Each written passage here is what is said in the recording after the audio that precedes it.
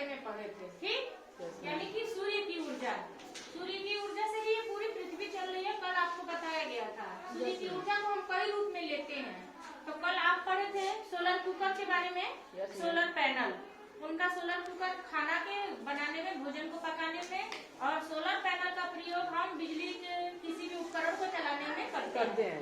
जैसे कि बल्ब हो गया, पंप हो गया, मोटर, वॉशिंग मशीन, कुछ भी घर का जो भी हो या बाहर का भी, उसे हम पैनल से जोड़ करके और बड़े स्तर पे हम कार्य कर सकते हैं। अब सूर्य की ऊर्जा को इसी तरह के जल उष्मक, सौर जल उष्मक, यानी कि सूर्य की जो उष्मा है उसका प्रयोग करके, उसकी ऊर्जा का प्रयोग करके उस गर्मी से हम पानी को क्या करेंगे, गर्म करेंगे।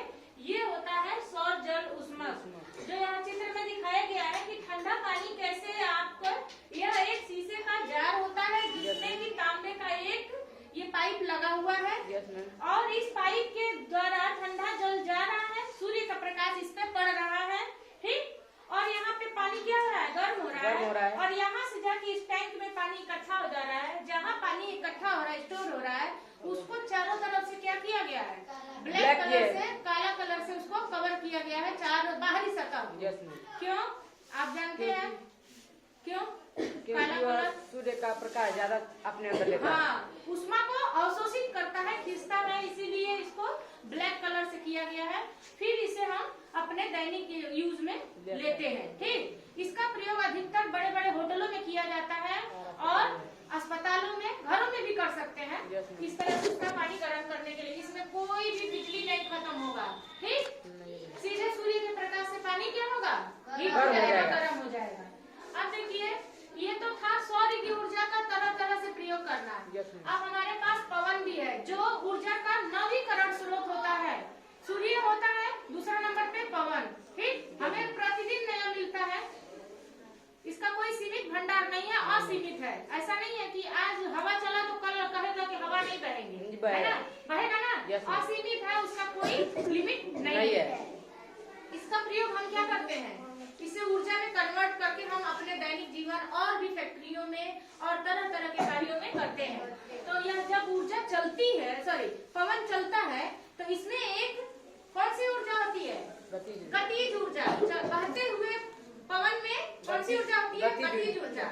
गति यानी कि किसी भी चीज में गति ला देता है। हवा चलता है, आप देखते हैं दरवाजा इधर से उधर होने लगता है, आंधी तूफान आता है, घर का छप्पर उड़ा देता है, यानी कि उसमें गति में कोई न कोई ऊर्जा है ना।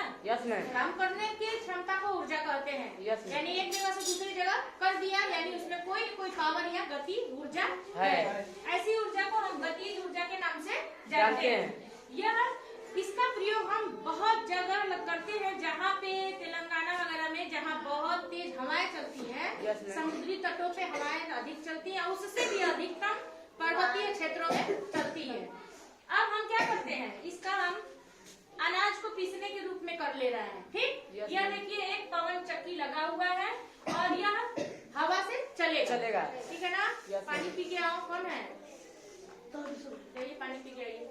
तो यहाँ पे क्या है, ये हवा से चलेगा और इसमें एक दांतेदार क्रैकर लगा हुआ है इस तरह का, ठीक लगा है ना यहाँ पे।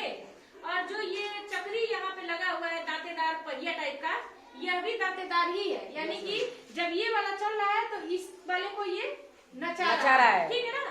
तो ये जब हवा चलेगा, जितनी तेजी से इसको घुमाएगा, और यहाँ एक अनाज का कंटेनर लगा रखा है, ठीक। इसमें हम लोग अनाज डालेंगे और यह घूमता हुआ पत्थर है, इसको घुमाएगा, इस रॉड को जितना ही घूमेगा उतना ही अनाज क्या होगा, पीसेगा।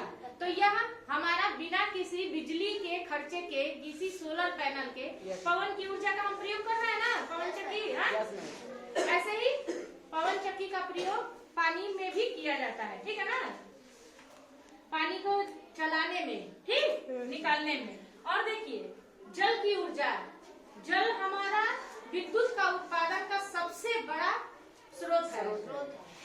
नदियों के ऊपर हम क्या करते हैं, बांध बना के उनके पानी को रोक देते हैं, और उसे क्या किया जाता है, उस पानी को टरबाइन, नीचे मशीन होती है टरबाइन जिसे कहते हैं, उसके पंखे लगे रहते हैं, उसी के ऊपर, पंखों के ऊपर क्या किया जाता है, पानी को गिराया जाता है। आपके पास कहाँ गया वो जो टरबाइन वाला ऊपर लगा हुआ होगा कहीं, उधर लगा हुआ है ना। Yes ma'am. कैसे ऊर्जा को हम लेते हैं, तो जब टरबाइन पे पानी गिरेगा उसके पंखे हिलने लगते हैं, वह भी क्या करता है, विद्युत को उत्पन्न करता है, ठीक ना। तो यह हो गया हमारा जल की। जल में भी क्या है, जल एक जगह स्थिर नहीं रहता है, चलता रहता है, हमेशा बहता रहता है। Yes ma'am. तो उसमें भी गतिज ऊर्जा होती है। उसी ऊर्जा का प्रयोग करके हम क्या चलाते हैं, टरबाइन को चला करके उनके पंखुड़ियों को उस पे गिरा के पानी को और विद्युत का उत्पादन करते हैं। यह तो हो गया जल ऊर्जा। तो इस तरह के जल ऊर्जा का प्रयोग बहुत बड़े बड़े रूप में किया गया है, जैसे कि रिहंद बांध अपना उत्तर प्रदेश में, ठीक है ना।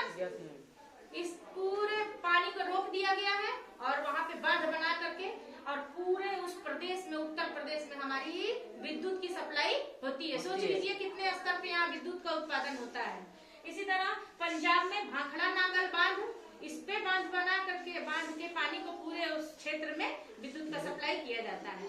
और उत्तराखंड में टिहरी बांध है, जिसपे वहाँ के पूरे प्रदेश की विद्युत की सप्लाई की जाती है, ठीक है ना। यह है जल ऊर्जा।